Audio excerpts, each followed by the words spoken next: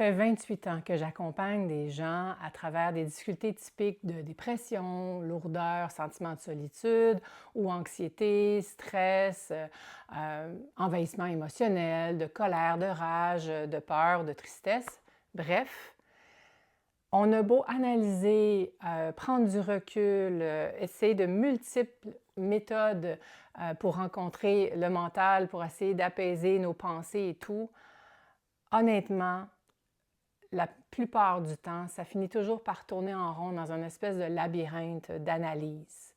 Et pour moi, la vraie guérison ultime passe nécessairement par l'ingrédient du divin. De ressentir, pas juste de le penser, de ressentir qu'on fait partie d'un tout plus grand que soi. Et dans cette appartenance au divin, là, il y a un sentiment de sécurité profonde face à la vie. D'arriver à ressentir qu'on est soutenu par l'univers, même si ce qui se passe dans notre vie, ça ne fait pas toujours notre affaire. Cette capacité d'acceptation et d'accueil de ce qui est. L'ultime ingrédient à cette recette miracle, c'est bel et bien de reconnecter avec le divin en soi. Vous êtes divin, puis vous l'avez oublié, tout simplement. Je suis Élisia, thérapeute holistique, enseignante en spiritualité intégrative tête, cœur, corps. Et mon but, c'est de unifier les différentes perspectives thérapeutiques à travers mes expériences, mais aussi de pouvoir vous offrir, et je suis un petit peu fébrile parce que ça y est, 2026, je me lance pour vraiment mettre sur le marché ce programme de spiritualité intégrative. Et mon but, c'est unifier tête, cœur, corps, et d'où le nom de la chaîne Élisia qui unifia. Fait que bref, aujourd'hui, ce que je veux faire, c'est que je veux vous raconter d'où vient cette idée-là. Fait qu'en gros, je vais vous raconter en premier les anecdotes dans ma vie qui ont mené à ce projet-là. Vous parlez des valeurs qui sont soutenues dans ce programme-là. Ça s'appuie sur quelles valeurs pour être mis en place? Et pourquoi je fais référence à ces trois principes, tête, cœur, corps? Oui, on parle d'intégration à travers ces différentes sphères, mais chaque section, chaque espace de la tête, du cœur et du corps, à quoi ça se résume finalement? Et je vais terminer, vous savez, comme j'aime ça, terminer avec un petit exercice à la maison. Je me suis dit, pourquoi pas vous donner un petit aperçu de avec quoi je commence, avec quoi je veux commencer dans ce programme-là. Je vais vous donner un petit exercice à faire, je n'en dis pas plus. Vous le faites ou vous ne le faites pas, c'est comme vous voulez, mais ça vous donne une idée un peu de à quoi ça peut ressembler dans ce programme-là que je veux mettre sur pied. Donc, les anecdotes qui ont mené à ce programme-là.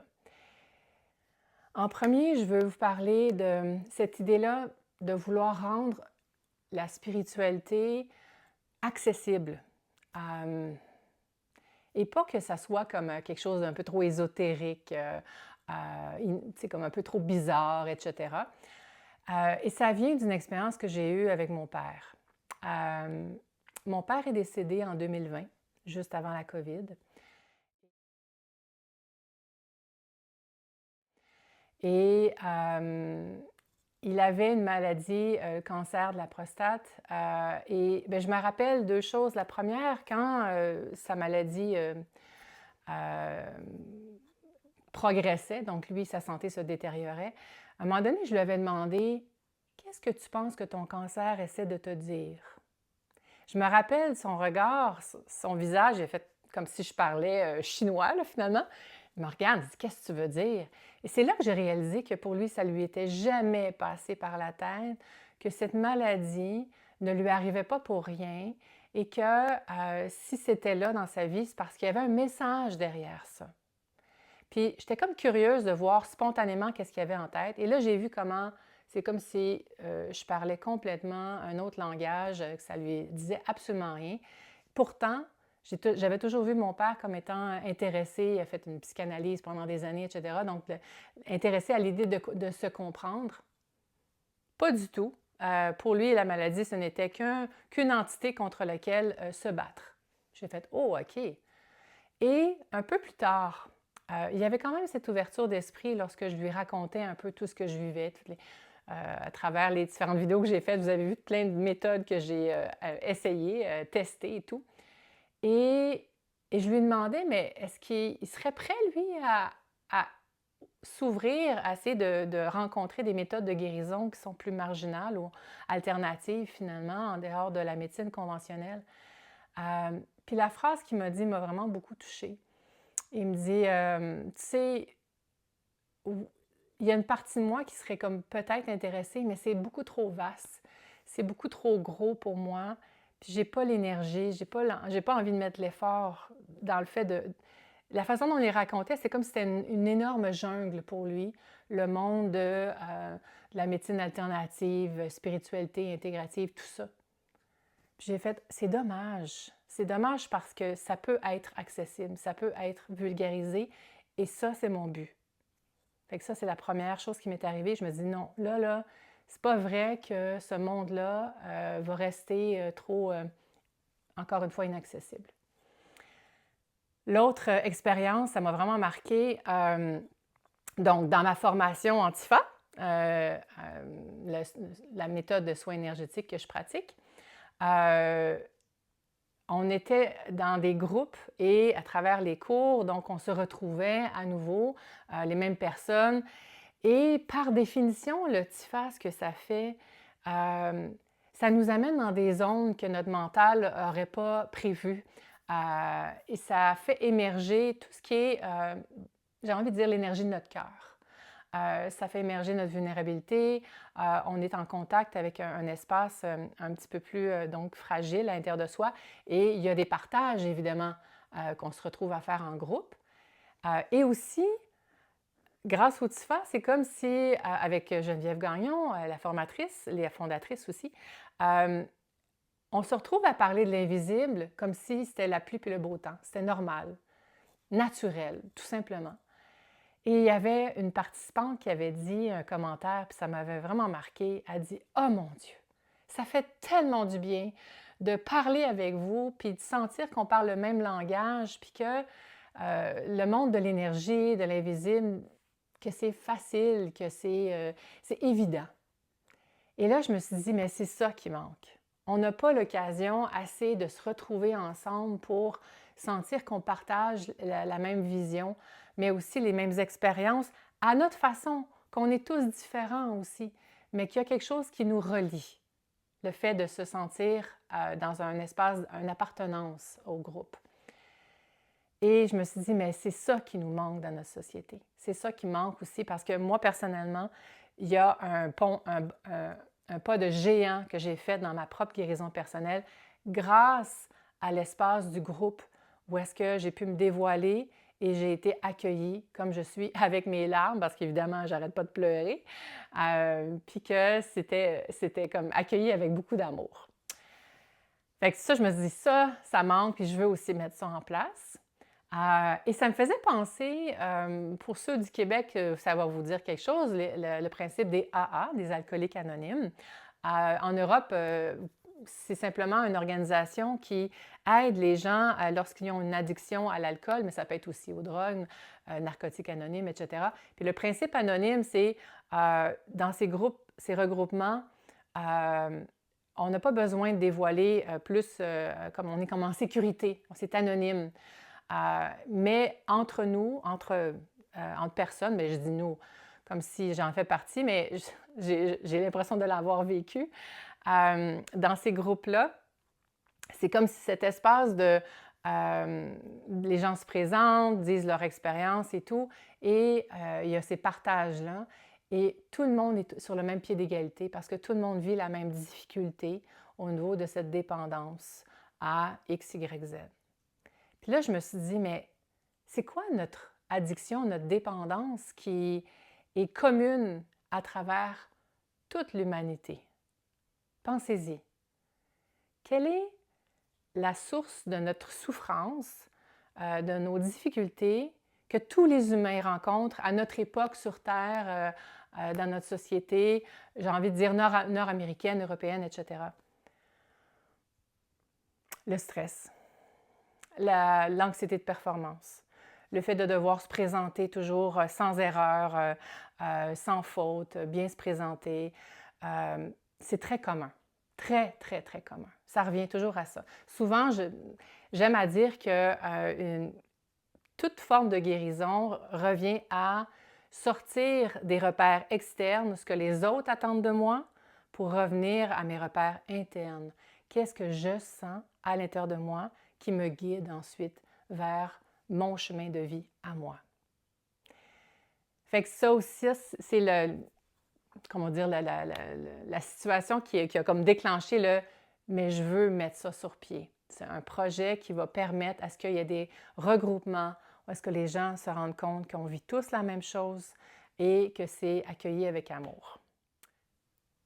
Quand je parle aussi des 3 principes tête, cœur, corps, je sentais intuitivement que le principe du chiffre 3 est important.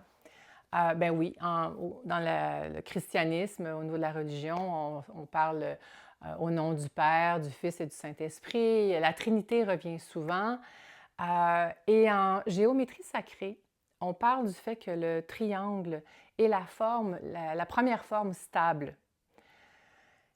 Le triangle vient d'une combinaison entre l'unité, la dualité et l'intégration de cette dualité. Donc, vous voyez le triangle. Et ça m'amène à ce principe au niveau des valeurs. Donc, bien évidemment, pour moi, c'est tête, cœur, corps. Donc, les trois aspects sont importants, donc la Trinité.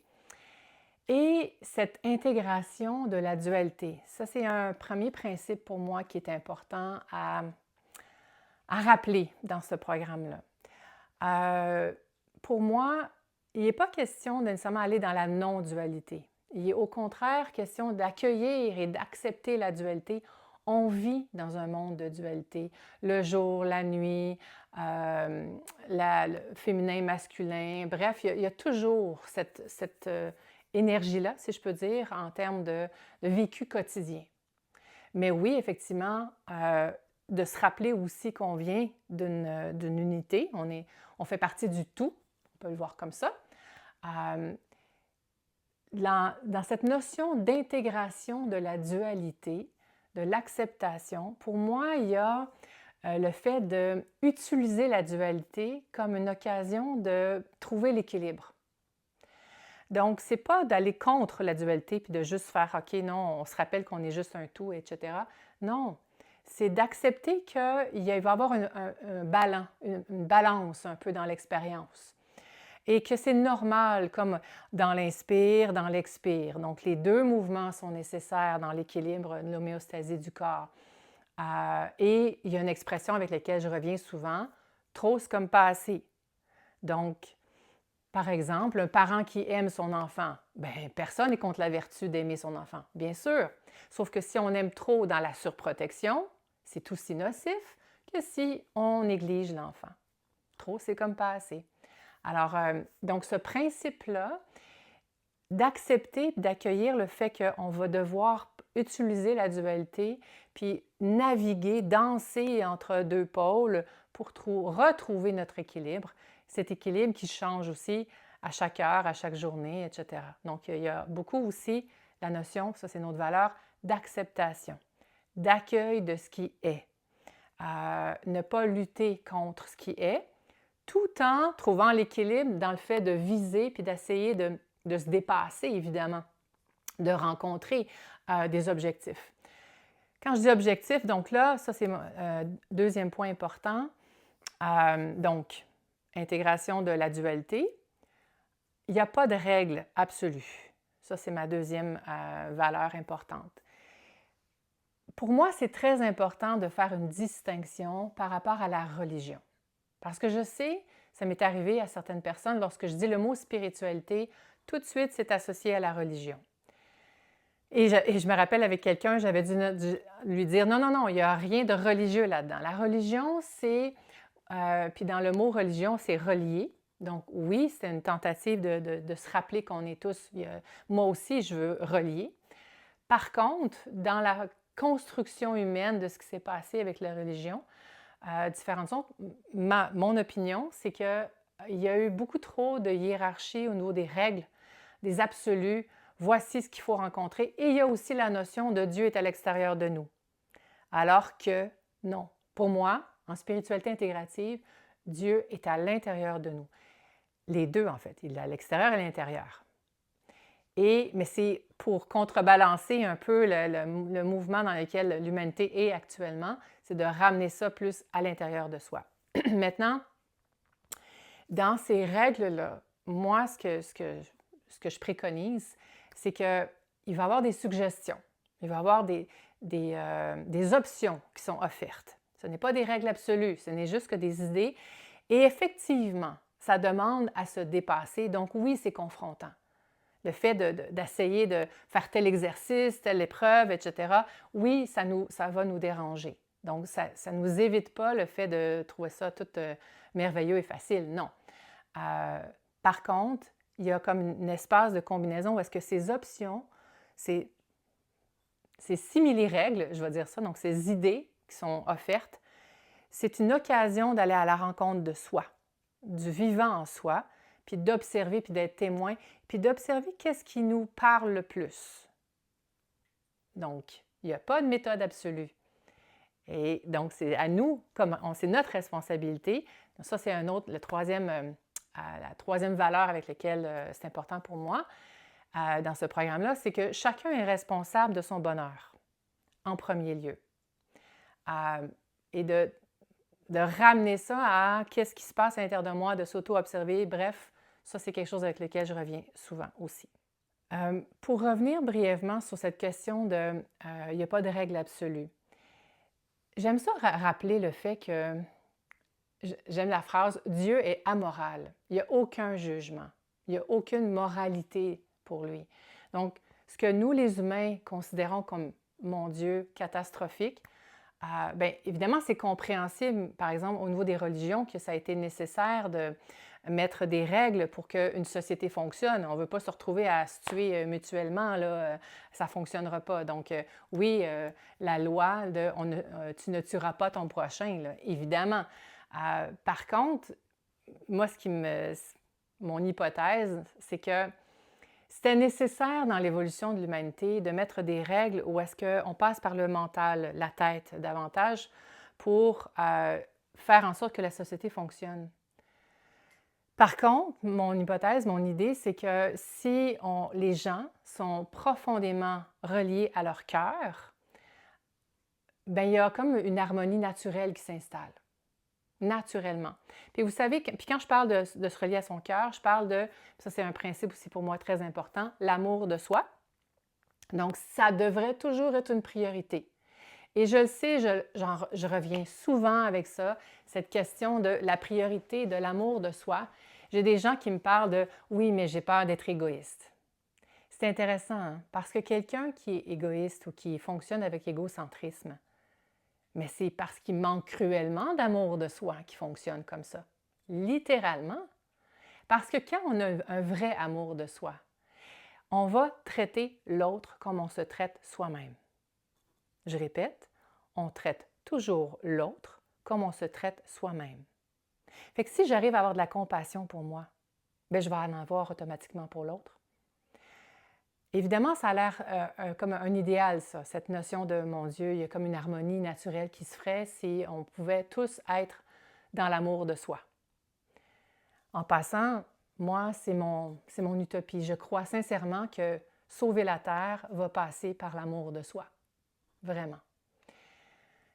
Il y avait un enseignant spirituel qui avait dit, pour ceux qui le connaissent, Bachar, il y a une phrase qui m'a marquée, il enseigne en anglais. Il parlait du fait que la vraie harmonie va passer par le fait que les humains vont rencontrer what they are meant to be. Quand on va jusqu'à être vraiment soi-même de façon pure, que ce n'est pas dans une méthode d'homogénéisation, de faire comme ce qui est attendu, faire comme les autres, rencontrer des moules et correspondre aux attentes des extérieurs. Non. C'est au contraire, aller dans l'hétérogénéité de le fait d'être purement soi-même. To be what we are meant to be. Ça veut dire être ce que mon âme veut vraiment être. Et de cette manière-là, si chaque être humain sur Terre incarne réellement sa couleur, sa forme, sa texture, son énergie, vraiment comme il est son énergie d'origine, l'humanité devient harmonieuse naturellement, comme une mosaïque de couleurs qui se présente. Et vous voyez à quoi ça pourrait ressembler.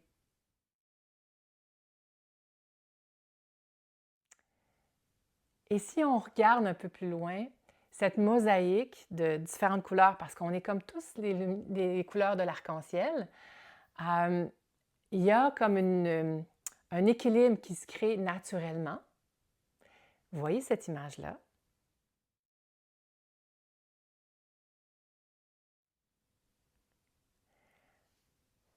Avez-vous vu? Si vous laissez votre regard être flou, vous regardez d'une façon plus vague. Donc, vous n'essayez pas de faire un focus, vous laissez votre regard être vu d'ensemble, en mode vue d'ensemble. Avez-vous vu les formes géométriques de triangle qu'il y a derrière, ou il y a d'autres formes aussi? Je vous la remets.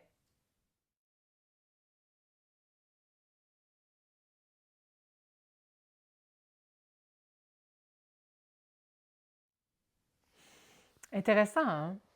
J'avais beaucoup aimé cette idée-là, de l'harmonie naturelle si chacun était vraiment soi-même, purement soi-même, différents les uns des autres. Mais encore faut-il augmenter cet espace d'amour de soi pour aimer l'autre de façon différente. Ça paraît inatteignable ce que je vous raconte là? Savez-vous quoi? Je commence à le vivre dans ma vie. Je le ressens. Et pour moi, non. C'est une évidence. Puis c'est ça que j'ai envie de partager dans ce programme-là. Puis une autre valeur qui pour moi est incontournable, puis là je ne sais plus à quel chiffre je suis rendue, là, 4e, 5e, bref. La présence au corps est incontournable. Longtemps, les religions ont misé davantage sur seulement l'esprit, comme si il fallait se dissocier de son corps. Et non, ce n'est pas le vrai chemin, le bon chemin, selon moi. En fait, j'ai une amie qui avait présenté Daphne Charret, avec qui j'ai fait une entrevue sur sa méthode de guérison dans une autre vidéo. Et sur les réseaux sociaux, elle racontait comment on peut passer par plein de méthodes, par exemple, des cérémonies avec ayahuasca, psilocybine, les cartes oracles, le pendule. Il y a comme plein d'options pour, on va dire, rencontrer la spiritualité de façon ésotérique, si on peut dire.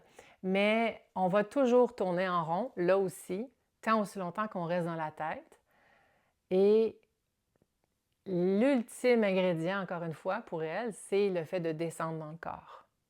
C'est de ressentir, puis d'être dans la vraie présence et accepter aussi l'inconfort. Rencontrer l'inconfort pour le dépasser. Je répète, rencontrer l'inconfort pour le dépasser. Je vous dis ça parce que, avec mon expérience dans l'accompagnement de plusieurs personnes qui avaient une mémoire traumatique dans leur corps, je peux très bien comprendre. Puis je l'ai vécu, je suis la première, je suis passée par là. Je peux très bien comprendre jusqu'à quel point, quand on a un corps qui porte une mémoire d'expérience de trauma, et en passant, on est tous traumatisés, là. Je veux juste qu'on clarifie quelque chose, là. On a tous eu des parents qui avaient des lacunes, des parents imparfaits. Et comme enfant, l'expérience de comme on a vécu les soins des parentaux, il y a toujours eu certains traumas, à différents degrés, évidemment, mais oui, on est tous traumatisés. OK? On va clarifier ça. Parce que c'est un mot qui est comme fait peur pour la plupart des gens, mais... Donc, quand on porte des traumas dans notre corps, il y a une espèce de réflexe naturel de vouloir s'en dissocier, se déconnecter pour ne pas le sentir, pour continuer à fonctionner. Rien contre ça, c'est nécessaire parfois. Puis même, c'est vraiment nécessaire, surtout quand on est dans une situation de survie. On n'a pas le choix que de se déconnecter pour fonctionner et continuer à vivre. Par contre, à long terme, ça nous nuit. Et donc, si on reste pris avec notre carapace, on se prive de tout le potentiel du fait de se connecter à son corps.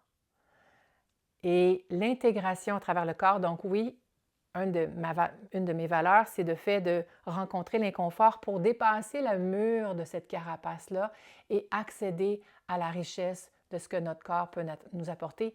Notre corps est littéralement l'incarnation du divin sur Terre. Rien de moins. OK? Donc, maintenant, pour vous parler des 3 principes. Je pars aussi des valeurs, mais là, c'est comme si je fais un effet entonnoir, puis on descend un petit peu plus. Au niveau dans la sphère de la tête, les pensées. Un des principes sur lesquels je me suis appuyée pour le programme, c'est dans le christianisme, on parle du verbe créateur. Donc, dans la Genèse, on explique comment l'univers a été créé et il y a cette notion du verbe créateur, la parole. Évidemment, on parle parce qu'on pense, donc il y a la pensée aussi derrière, évidemment. Donc, cette pensée qui se manifeste dans la parole. Remarquez que ce que vous dites a toujours un effet de création. C'est de la magie. Pour ceux qui connaissent le livre Les 4 accords Toltec, The Four Agreements en anglais, ce livre, le principe, c'est que c'est des accords avec lesquels, quand on fonctionne en société, on se met d'accord avec une réalité qui devient objective, mais on a tous notre réalité subjective, mais dans l'espace objectif, on est d'accord et il disait, si on pouvait suivre ces 4 principes-là, ces 4 accords, c'est là qu'on pourrait être heureux, finalement. Et le premier, il parle de la parole impeccable. J'aime pas trop la traduction, le terme impeccable. Je trouve que ça fait un petit peu pression de performance, il faut que mes mots soient toujours justes. Oh my God, méchante pression de performance. Mais j'aime bien cette notion d'observer ce que vous dites parce que vos mots ont un pouvoir magique. Ce que vous dites a un impact sur ce qui va se passer dans votre vie. Ça a un pouvoir créateur. Que vous le vouliez ou pas. Donc, que vous en soyez conscient. Vous êtes toujours en train de créer votre histoire. Et donc, au niveau de la tête, pour moi, c'est comme de réaliser que nous sommes responsables de notre intention envers notre vie et l'univers est responsable du comment ça va se créer, la façon dont ça va se manifester. Fait que notre défi, c'est l'intention et l'acceptation du comment. J'aime bien l'image on formule une intention et on accepte, c'est comme un cadeau que l'univers ensuite nous offre, mais on ne peut pas avoir de contrôle sur l'emballage du cadeau. Si on avait en tête, ah oui, je veux cette chose dans ma vie, puis là, j'imagine un bel emballage bleu avec des points jaunes, avec un ruban blanc, ça serait beau. Mais non, l'emballage est rouge, puis il n'y a pas de ruban, c'est un chou, un chou vert. Mais c'est ça. Le défi, c'est d'accepter aussi que la façon dont ça va se manifester, nous ne le contrôlons pas. J'aime bien aussi la métaphore au restaurant. Alors, le défi, c'est quand je suis au restaurant avec mon ami et que là, donc, la serveuse vient, prend ma commande. Imaginons que j'ai une intention, j'ai envie d'une bonne viande rouge. Bon, j'ai besoin de fer dans mon corps. OK. Alors, je lui demande une viande rouge. Mais moi, j'ai en tête un bon filet mignon, là, bien tendre et tout. Et première chose aussi, c'est je laisse et je fais confiance. Donc, une fois que j'ai fait ma commande, une fois que j'ai déposé mon intention, je lâche prise. J'accepte que ça va peut-être prendre un certain temps, que dans la cuisine, ça va prendre plus de temps et que je ne contrôle pas sur la façon dont le cuisinier va faire son travail, comment il va apprêter le plat.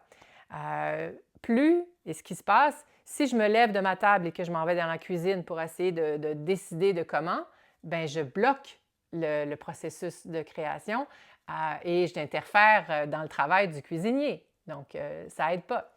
Et ensuite, lorsque la serveuse me ramène mon assiette et que finalement, ce n'est pas nécessairement un filet mignon, mais une bonne bavette bien marinée qui, oui, la chair est plus charnue, ça n'a pas la tendreté que j'avais en tête.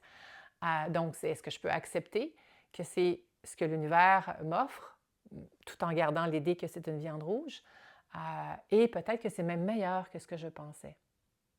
Donc, c'est la question aussi de, vous savez, dans la chanson là, des Rolling Stones, là, You can't always get what you want.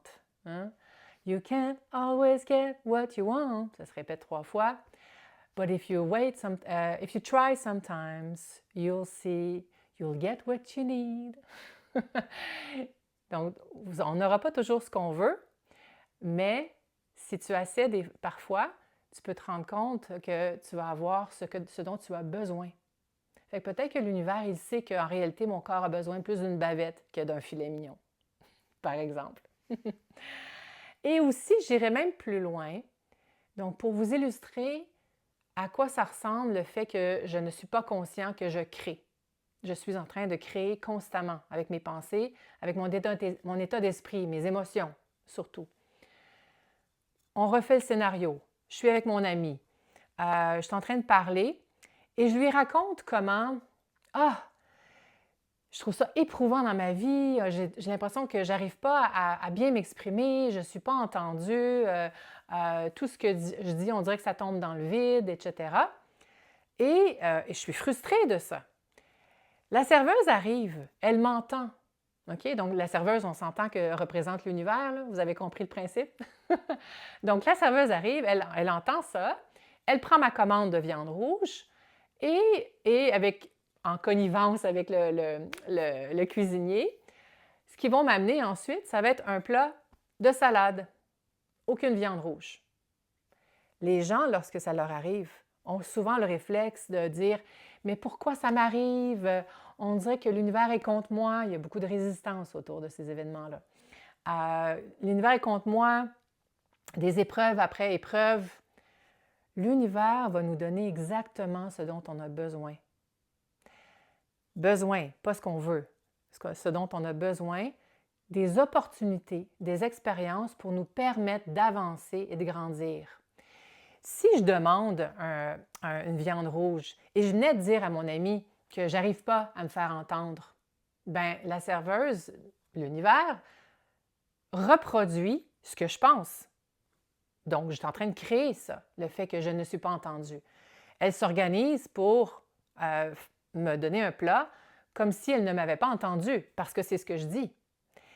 Et cette occasion-là m'oblige à prendre mon assiette, à me rendre, je ne sais pas moi, au gérant, demander ou à la serveuse, de demander à nouveau, de me pratiquer à m'exprimer pour dire non, non, non, je ne veux pas de salade, je veux une viande rouge.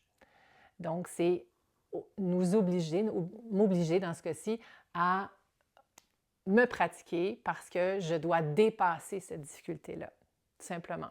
Donc, l'univers va toujours nous donner ce dont on a besoin. Et donc, dans la sphère de la tête, c'est d'être conscient, de s'auto-observer dans nos paroles, d'être conscient de ce qu'on dégage dans notre intention et aussi dans le lâcher-prise et dans la présence à nos pensées ou à notre être, dans l'acceptation de ce qui est. Ça serait la section de la tête, si je peux dire.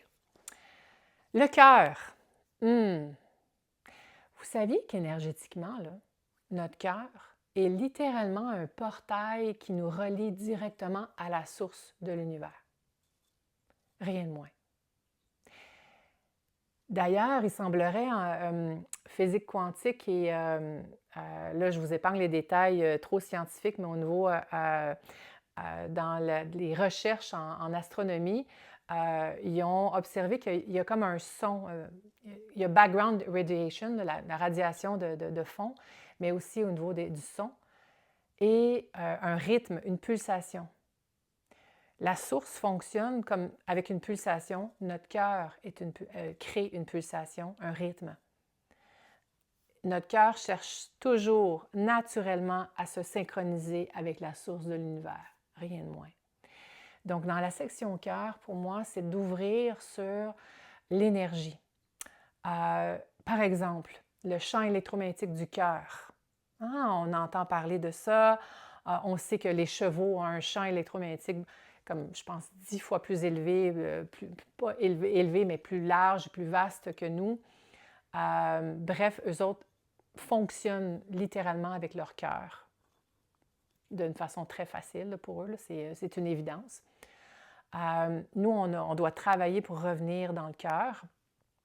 Et pour moi, c'est la clé. C'est la clé de tout. À partir du moment, puis évidemment, c'est difficile, c'est pas évident. OK? Donc, encore une fois, de rencontrer cet espace dans l'énergie du cœur, ce rythme, cette énergie qu'on dégage, lui faire confiance. Et il y a des exercices dans mon programme qui nous aident à se reconnecter à ça. Je vous en parlerai dans une autre vidéo. Et il y a aussi cette notion de vulnérabilité, d'espace, de descendre dans aimer et être aimé. Vous savez, hein, je remarque à travers ces multiples années d'accompagnement, le plus difficile, c'est de recevoir. C'est pas de donner. Oui, il y en a qui ont la difficulté à donner, là, mais l'ultime difficulté, c'est de recevoir, d'ouvrir la porte, d'ouvrir son cœur, comme on dit. Et de se rappeler, moi j'aime bien l'image, là c'est pas métaphorique, c'est littéral, on a tous été un bébé. L'état bébé à l'intérieur de nous. Quand on voit un adulte, on oublie, on est tous des adultes qui ont été bébés, mais ce bébé-là est encore en nous.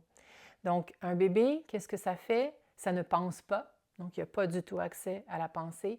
Il est pure sensation, ça va être dans la section corps, mais c'est aussi dans ce ressenti, cette sensation de capter. On dit que les bébés sourient aux anges, captent l'invisible. Et il y a cette vulnérabilité où est-ce qu'on est dans purement recevoir. On est à la merci de l'univers. On est à la merci des autres quand on est bébé, de comment les autres vont prendre soin de nous. Et de venir réparer un peu cet espace-là de vulnérabilité. Fait que pour moi, la section cœur, ça rencontre ça. Donc la combinaison au niveau de contact avec l'énergie, l'invisible. Je vous parle de l'état bébé, mais j'ouvrirai aussi sur l'état enfant. Donc, s'amuser aussi. Ah oui, il y a une autre chose que j'ai trouvée intéressante.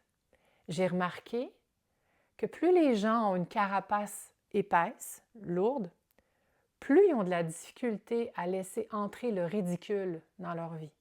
Avoir l'air ridicule. Ah mon Dieu, c'est donc grave quand on a une carapace épaisse. Quand on est carapacé et avec une défense importante.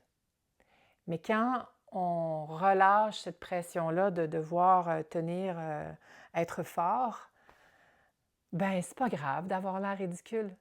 C'est drôle. On peut même s'amuser avec ça. OK? Donc, pour moi, c'est ça. C'est d'ouvrir sur le ridicule.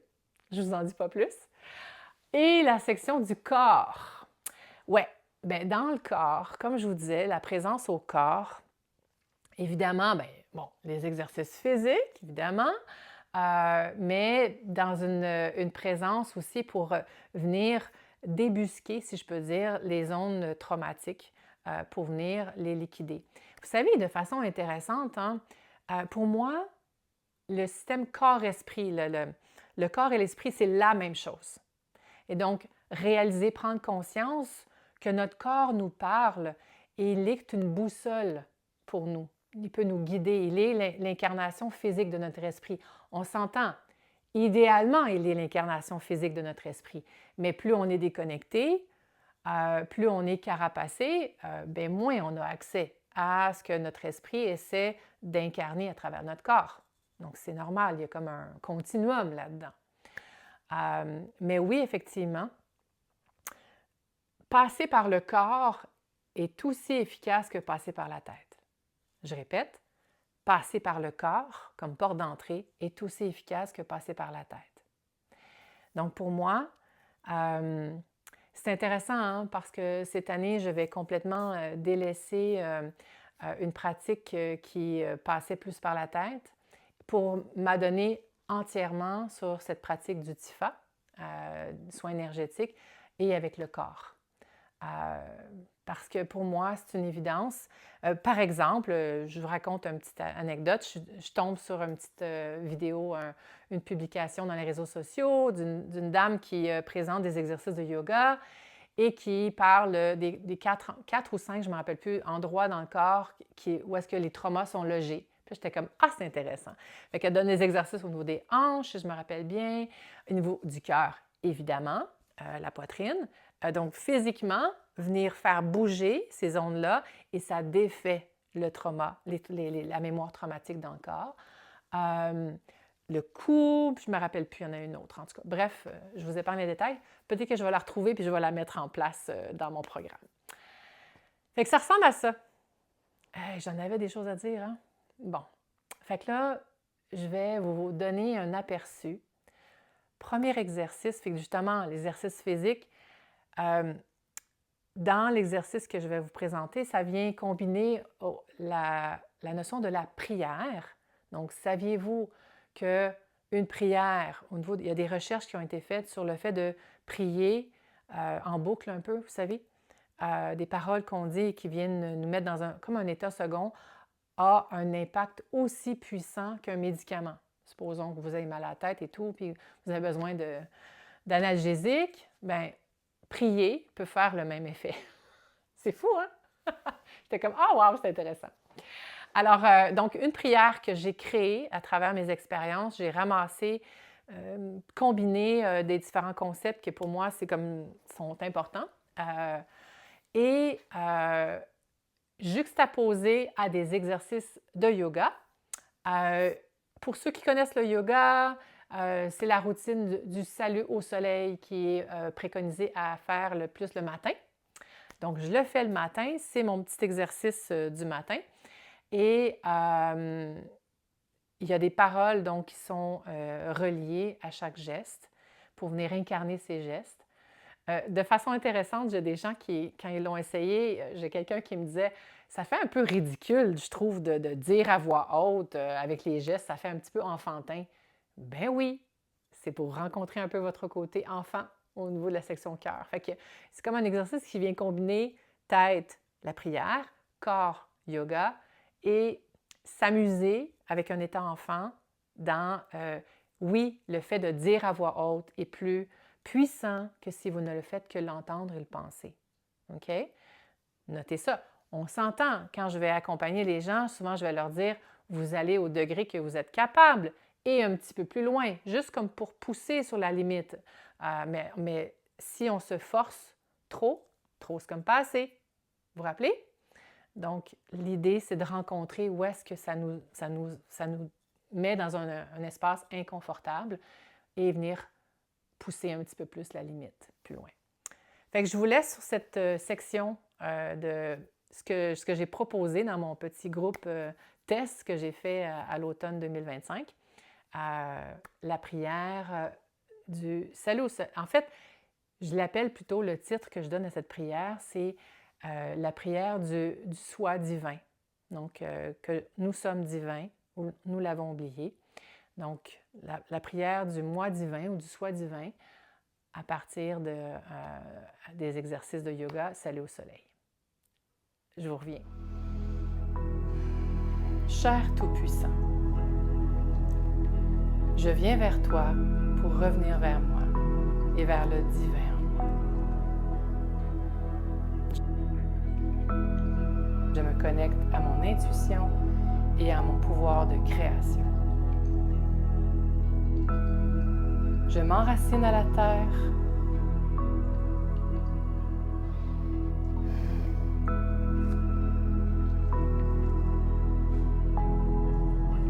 Je me connecte à mon cœur et je me relie à la source.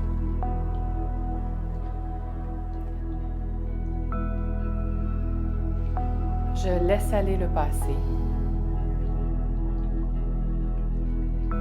Dans le pardon, je me libère de tout ce qui n'est plus nécessaire.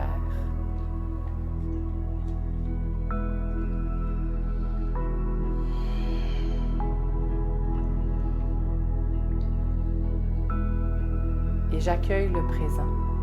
C'est lui qui est important.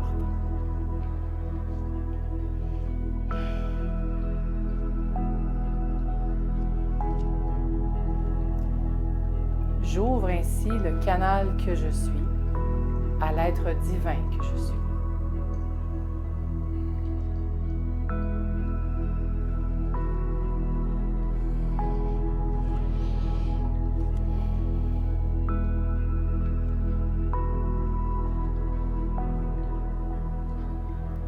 Je m'ouvre à l'abondance sous toutes ses formes. Je laisse le vivant circuler à travers moi dans l'acceptation, la gratitude, l'amour et la joie.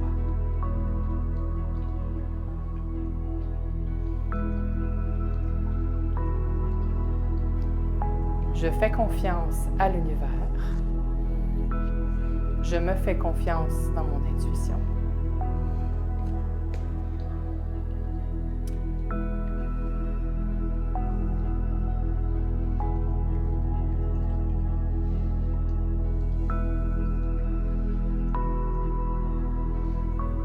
Et dans la foi, je fais confiance à la magie en moi. Cette magie issue de l'infini.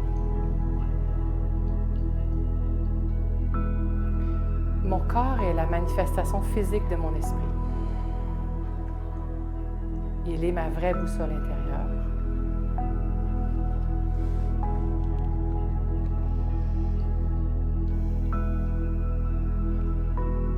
Et avec lui, je danse avec la vie.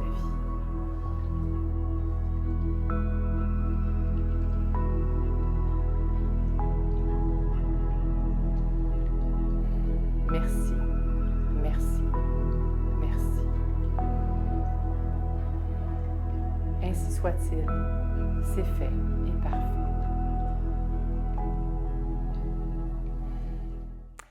Alors voilà à quoi ça ressemble. Gênez-vous pas, essayez-le le matin, quotidiennement. Moi, je le fais des deux côtés parce qu'il y a quelque chose de symétrique, côté gauche, côté droit. Dites-moi ce que vous en pensez. Allez m'écrire en commentaire comment vous trouvez ça. Tout ce que j'ai raconté dans cette vidéo-là, est-ce qu'il y a quelque chose qui vous a interpellé ou pas, ou qui vous a dérangé? Bref, écrivez-moi. Puis évidemment, si vous avez apprécié, allez liker la vidéo. Ça va m'aider dans la suite des choses. Donc, sur ce, je vous dis bon mois. On se revoit à la fin février. Ciao!